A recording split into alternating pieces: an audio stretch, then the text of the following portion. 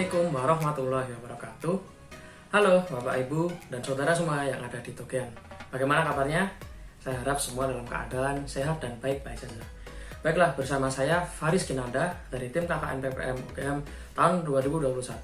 Saya akan menjelaskan sedikit mengenai fotografi wisata. Jadi fotografi wisata yang akan saya paparkan dalam video kali ini adalah mengenai dasar-dasar fotografi wisata. Nah, baiklah Bapak Ibu, kita mulai dari apa sih pengertian dari fotografi itu. Jadi fotografi sendiri adalah berasal dari bahasa Inggris, yakni fotografi, yang asalnya dari bahasa Yunani.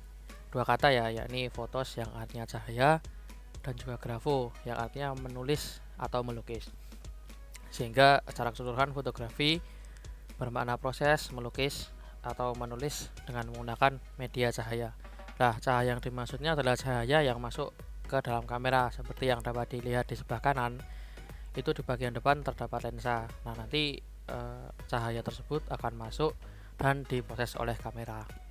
Sehingga seperti itu kenapa dinamakan fotografi. Nah, fotografi yang terdahulu bisa dilihat seperti ini ya. Mungkin Bapak Ibu Saudara cukup familiar dengan gambar tersebut. Nah, itu disebut dengan kamera analog. Kamera analog memiliki arti yaitu sebuah kamera yang menggunakan media film untuk memotret gambar dan tidak menghasilkan gambar digital. Film itu sebenarnya apa? Nah, film itu seperti gulungan yang ada di bawah tersebut. Analog ini nanti menangkap ya, jadi menangkap cahaya yang masuk tadi dan kemudian ditangkap dan kemudian disimpan dalam film. Nah, kalau ingin mencetak ya memprosesnya lewat film tersebut yang berbentuk gulungan dan disimpan dalam kamera. Kemudian berkembang hingga masa kini, fotografi berkembang dengan pesat. Kemudian muncul istilah yang namanya fotografi digital sebagai lawan dari fotografi film, yakni sebuah proses fotografi yang menggunakan media perekaman digital.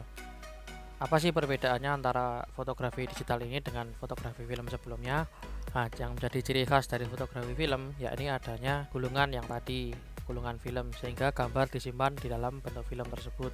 Namun kalau fotografi yang zaman sekarang, gambar tersebut disimpan dalam bentuk data, sehingga nantinya bisa dipindahkan, bisa di-copy, sehingga tidak memerlukan proses yang ribet dan lama seperti menggunakan film.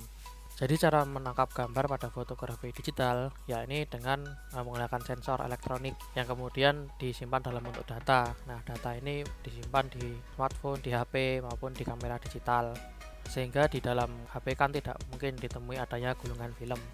Nah, itu karena foto tersebut disimpan dalam bentuk data. Jadi bisa Bapak Ibu lihat bedanya ya, fotografi zaman dahulu tuh lebih terkesan ribet. Kita memerlukan banyak alat. Nah, sedangkan fotografi saat ini kita hanya perlu HP seperti ini pun kita sudah bisa melakukan fotografi wisata. Kita masuk ke materi inti ya, mengenai fotografi wisata. Bisa Bapak Ibu dan Saudara lihat kira-kira gambar sebelah kiri dan gambar sebelah kanan akan lebih jelas yang mana? Nah, tentu sebelah kanan kan. Sebelah kanan itu memiliki tingkat penerangan yang tinggi sehingga bisa terlihat tuh gambar atap dan juga gambar tumbuhan.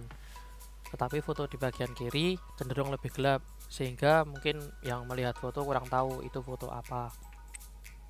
Kemudian lanjut lagi ke sini, bisa dilihat gambar tersebut ada kurangnya seperti apa Bapak Ibu. Gambar tersebut cenderung blur ya, sehingga kita tidak bisa melihat gambar dengan jelas. Dua hal tadi bisa kita jadikan patokan ya. Sebenarnya foto seperti apakah yang foto yang bagus itu. Nah, ini foto yang dapat dipahami oleh banyak orang. Nah, kemudian apa sih bedanya antara fotografi wisata dan fotografi umum? Jika fotografi secara umum itu memiliki objek foto yang bebas, dan ini bisa manusia, pemandangan, hewan, tumbuhan, dan lain sebagainya. Sedangkan pada fotografi wisata akan menekankan pada cerita dan kenangan yang ada di tempat wisata. Umumnya orang yang datang ke tempat wisata itu karena mereka menginginkan sesuatu yang berbeda dari tempat mereka berasal. Misal orang yang ada di kota, mereka mungkin ingin pergi ke pantai atau ke pegunungan untuk melihat pemandangan yang indah. Begitu pula sebaliknya, misal orang yang ada di pegunungan maupun di pantai berjalan-jalan ke kota untuk menikmati hiburan yang ada. Kemudian apa sih pentingnya fotografi wisata ini? Bisa Bapak Ibu dan Saudara lihat di sebelah kanan itu ada foto mengenai aplikasi Google Maps. Orang-orang umumnya sebelum mengunjungi suatu lokasi, mereka melihat foto-foto dari lokasi tersebut lewat Google Maps. Seperti yang sudah saya tunjukkan, itu misal di daerah Lembanato, di desa Lembanato, ada foto yang menunjukkan jembatan yang berada di atas pantai, yaitu dengan bagian kanannya ada pohon-pohon mangrove. Nah, orang-orang ini hanya bisa melihat lewat fotografi, mereka belum bisa merasakan secara langsung karena belum datang ke tempatnya. Nah, dengan foto yang menarik ini, maka orang dari luar daerah akan lebih tertarik untuk berkunjung. Salah satu metode bagi orang luar daerah untuk mengenal daerah tersebut ialah dengan fotografi. Sehingga dengan adanya fotografi wisata ini, diharapkan suatu lokasi menjadi terkenal dan mungkin bisa ramai dikunjungi oleh orang-orang.